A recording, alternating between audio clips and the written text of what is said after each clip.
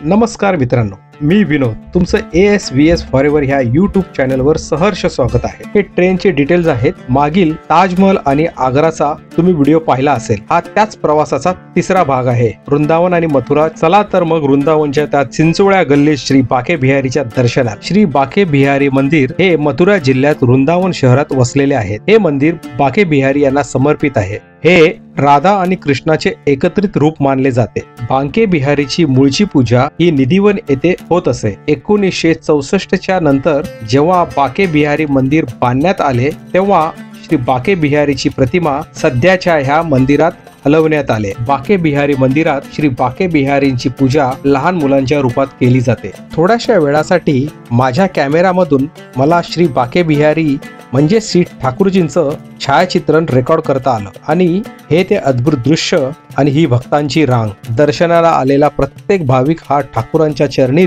लीन व भक्तिमय होऊन जातो। मंदिराच्या आवारात कुठेही घंटा नाही। लहान बाळ कृष्णाला कोणताही त्रास होऊ नये हा मुख्य उद्देश। येथे कृष्ण जन्माष्टमी खूप धामधूम पद्धतीने साजरे केले जाते। येथील होळी ही जगप्रसिद्ध आहे। होळीच्या दिवशी मंदिरात भाविकांवर फुलांचा वर्षाव केला जातो। बाके बिहारीच्या श्री राधाकृष्णाच्या मूर्तीला म्हणजेच ठाकूरजींना पांढरे कपडे परिधान करतात। मंदिर परिसरात उपस्थित भाविकांवरही रंग फुलांची उधळण केली जाते। वृंदावनच्या गल्लीत तुम्हाला प्रसिद्ध असे स्ट्रीट फूडचे अनेक दुकाने पाहायला मिळतील, ज्यात मंदिराबाहेरील दुकाने आणि इतर छोटे मोठे रेस्टॉरंट सुद्धा आहेत। इथे लोकल प्रसिद्ध असे काही डिशेस आहेत। पहिला आहे लस्सी। इथे अशी एक म्हण आहे, पिओगे लस्सी तो जिओगे अस्सी। वृंदावनातली ही लस्सी सर्वोत्तम आहे हे मी खात्रीलायक सांगतो। दुसरं म्हणजे पेढा, रबरी आणि रसमलाई। मुळात वृंदावन मथुरा हे पेढा आणि रबरी आणि रसमलाईसाठीच ओळखलं जातं। तिसरं आहे आलू सब्जी विथ पुरी, समोसे, चाट, पाणीपुरी आणि काही ठिकाणी शाकाहारी भोजन। याचा आस्वाद तुम्ही घेऊ शकता। इथे तुम्ही श्री राधाकृष्णाच्या मूर्तीसाठी अंगवस्त्रेही घेऊ शकता। खूप निरनिराळ्या पद्धतीचे मिळतात, ते तुम्ही खरेदी करू शकता। माँ वैष्णोदेवी धाम। वृंदावन येथे माँ वैष्णोदेवीचे धाम JC चौधरी यांनी या धामाची स्थापना केली। माँच्या शिष्यांना त्यांच्या देवताची उपासना करण्यासाठी आणि अलौकिक शांतता अनुभव घेण्यासाठी ही एक जागा प्रदान करणे हे धामचे उद्दिष्ट आहे। या मंदिराला अवश्य भेट द्या, एक वेगळा अनुभव तुम्हाला येईल। येथील परिसरही अतिशय स्वच्छ व नीटनेटके ठेवलेले आहे। येथे देवी माची भव्य अशी प्रतिमा उभारण्यात आली आहे। इथून परिक्रमाला सुरुवात होते व मंदिराची वेळ सकाळी 6 ते दुपारी 1 आणि दुपारी 4 ते सायंकाळी 8 अशी आहे।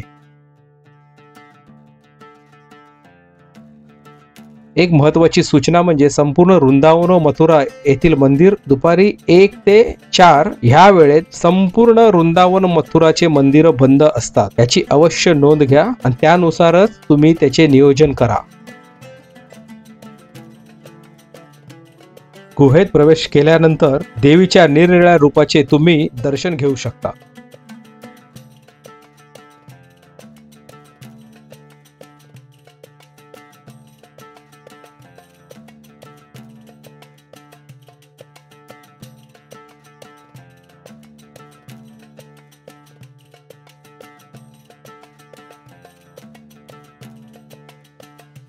परिसर अतिशय नीटनेटके आहेत।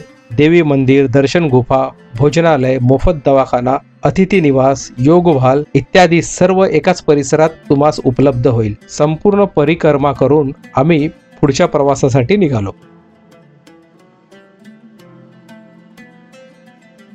वृंदावन व मथुराला भेट देण्यासाठी सर्वोत्तम महिना ऑक्टोबर ते मार्च आहे।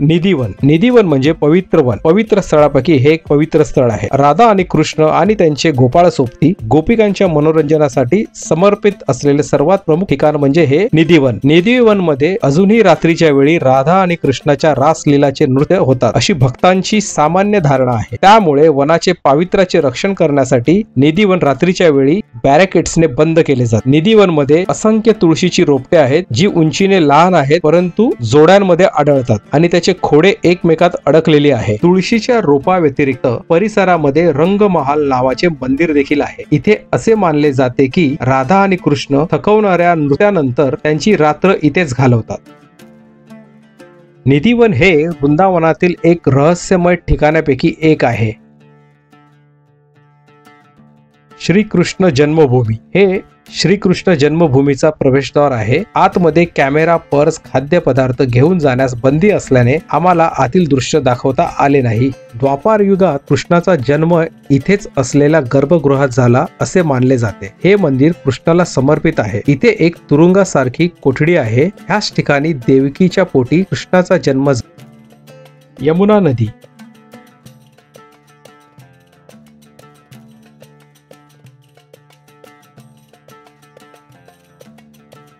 वृंदावन येथील यमुना नदी ही अत्यंत पवित्र मानले जाते. येथील भक्तांचा असा विश्वास आहे की ह्या नदीच्या किनारी डुबकी मारल्याने त्यांची पापाची मुक्तता होते.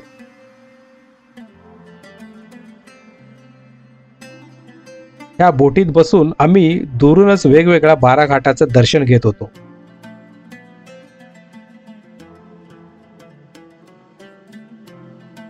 इथून आम्ही या बोटीचा निसर्ग व सूर्यास्ताचा आनंद घेत आम्ही द्वारकाधीश मंदिराजवळ गेलो.